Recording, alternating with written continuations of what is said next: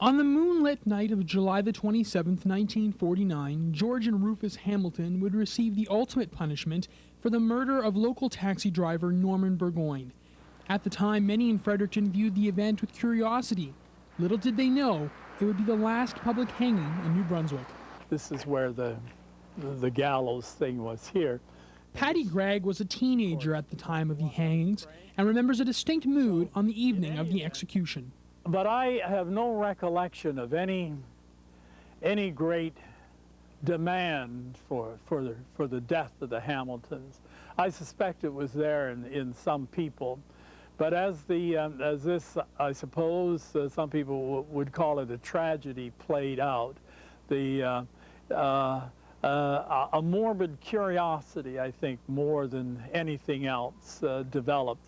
And that certainly was the case the night that they were hanged. As for the city in general, he says it was a very different town. This was quite a bucolic place back in those days. It was a smaller town. It looked different. It acted differently. And I think people just wanted to turn the final page more than anything else. This was not a celebration. And this was not a case, as I recall, of vengeance served, if you will. In the last 50 years, the York County Jail has gone through a lot of changes. Today it is the home of Science East. But in the past, it has held prisoners such as Alan Legier and the Hamilton brothers. George and Rue, pure, virtuous killers.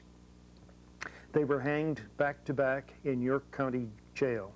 Historian George Macbeth is currently editing a book about the history of the York County Jail.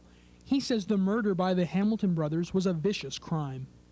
They eventually ended up on the outskirts of the then Fredericton of the day, and subsequently Burgoyne, the taxi driver, was murdered. One or both of the brothers actually hit Burgoyne on the skull with a hammer very viciously, and the result is that he died almost instantly. However, Macbeth points out that during the trial, both brothers put the blame on each other, leaving many questions unanswered even today. There's no question that Burgoyne was murdered. A question that remains is, was he murdered by both brothers or by one, with the other being an accomplice of some sort? But people were, the market wasn't there, and they were all sitting up on there very quietly, like, sort of like birds.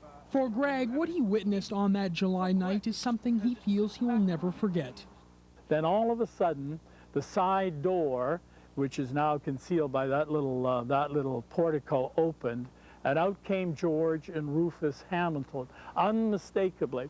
And they appeared to be in, as I recall, in sort of like canvas two-piece, almost pajama-like things.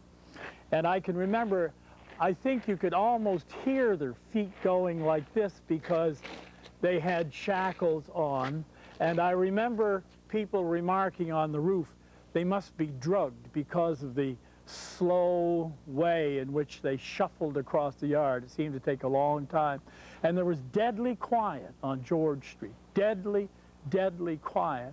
And then, almost if somebody would say, what would it sound like if the trap was sprung and two men fell to their death? What would it be like? Well, in a cartoon representation, it would have gone sort of like, ba-bang, like that. It's got a slam and a boing, like, and that's exactly what it sounded like.